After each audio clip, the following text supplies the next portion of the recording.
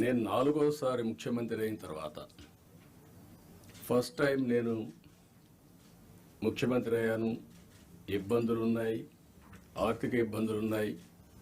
కానీ ఆఫీసర్లో మొరేల్ చాలా హైగా ఉంది. అప్పుడు ఆ రోజు జరిగింది కాస్తో కూస్తో ఇన్ఎఫిషియన్సీ, లేకపోతే కొంత కరప్షన్.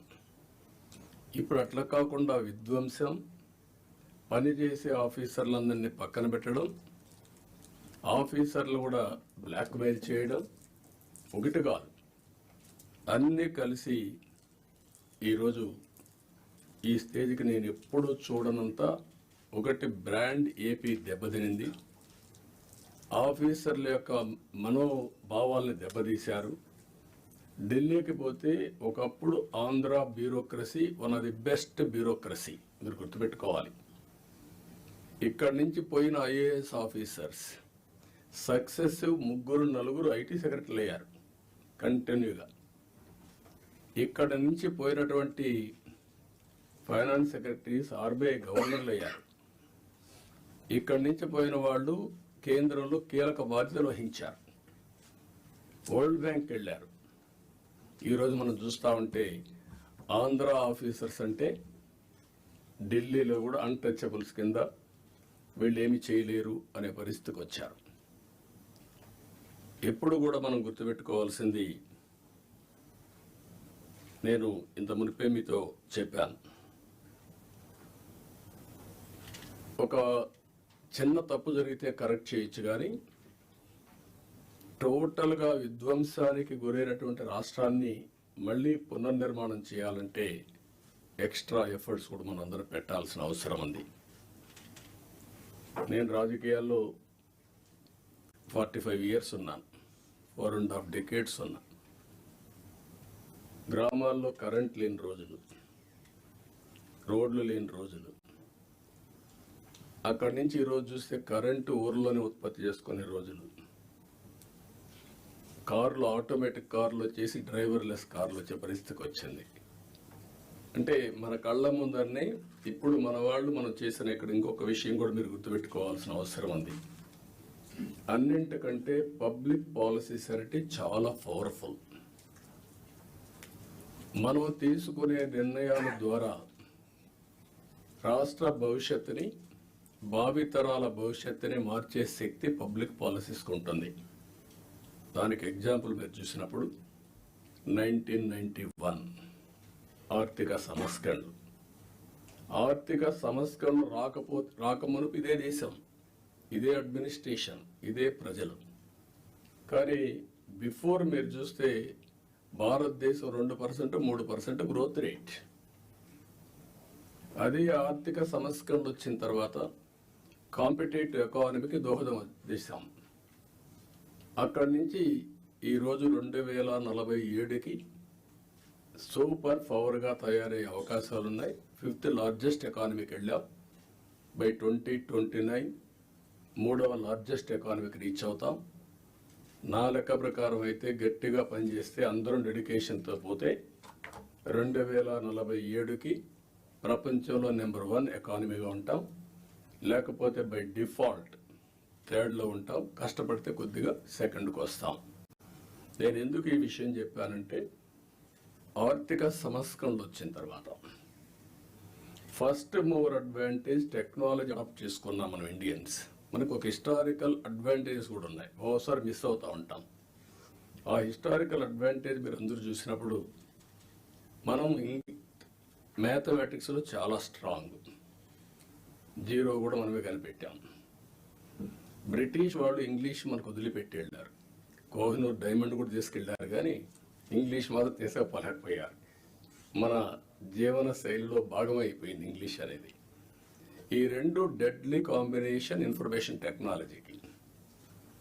దాన్ని అందిపుచ్చుకున్నాం రైట్ టైంలో. ఈరోజు హైదరాబాద్ నగరాన్ని మీరు నాలెడ్జ్ సిటీని మీరు చూస్తున్నారు. ఎప్పుడైతే ఇదే ఆఫీసర్లు, ఇప్పుడు కొంతమంది ఇక్కడ కూడా ఉన్నారు, 1995లో ప్రారంభించాం. 9 ఏళ్లలో బెస్ట్ ఎకో సిస్టమ్ క్రియేట్ చేశాం. తర్వాత వచ్చిన పాలకులు ఎవరు కూడా విధ్వంసం చేయలేదు. కాబట్టి ఇప్పటికి కూడా దాని ఫలితాలు ప్రజలు ఎంజాయ్ చేసే పరిస్థితికి వచ్చారు. అదే సమయంలో మూడోది మీరు గుర్తుపెట్టుకోవాల్సింది, యంగ్స్టర్స్ అనేది డెమోగ్రఫిక్ అడ్వాంటేజ్ ఇండియాకు వచ్చింది.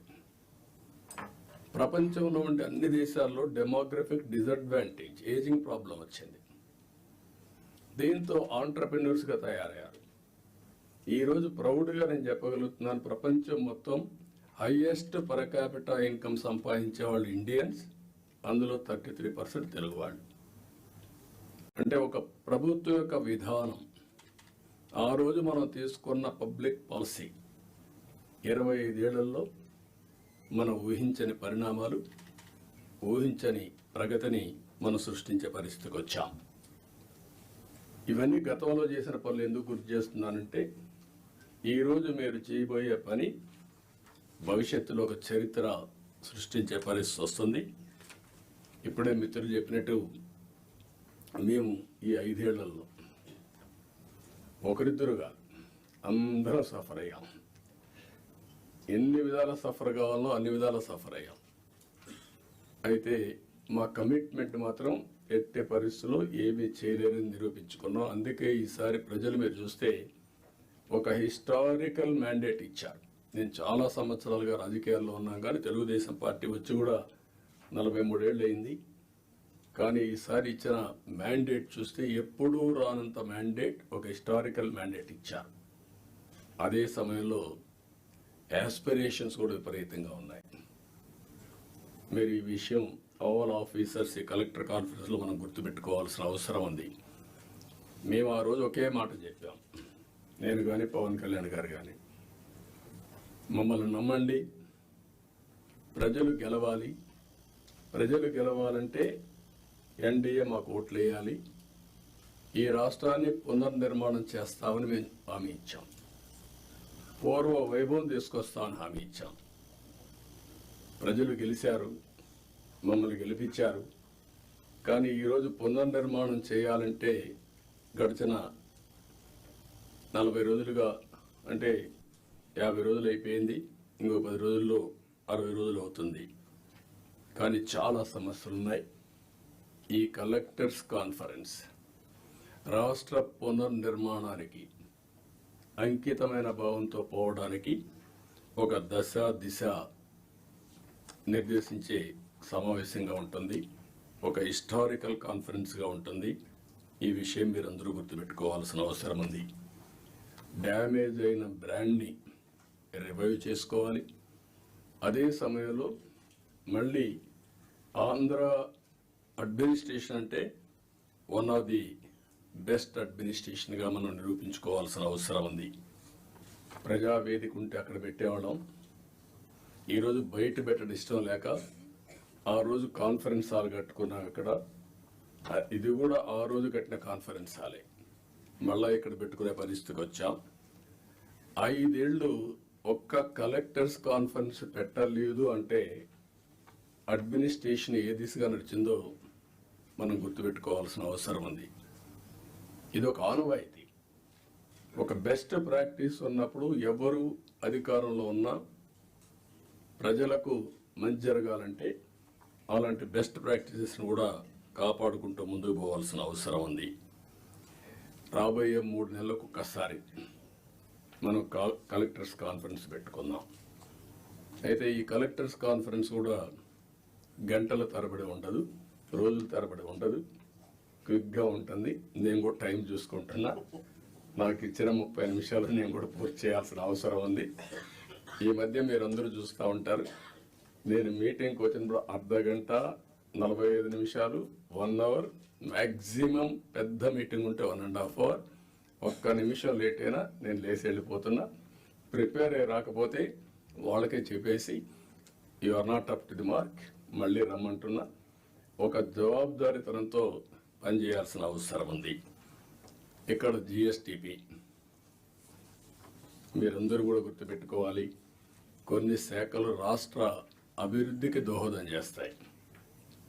ఎక్కడైతే జిఎస్టిపి రాష్ట్ర ఆదాయానికి కోరిలేషన్ ఉంటుంది, అభివృద్ధి జరిగితే ఆదాయం వస్తుంది, ఆదాయం వస్తే సంక్షేమ కార్యక్రమాలు చేస్తాం. ఈ విషయాన్ని కూడా మీరు గుర్తుపెట్టుకోవాల్సిన అవసరం ఉంది.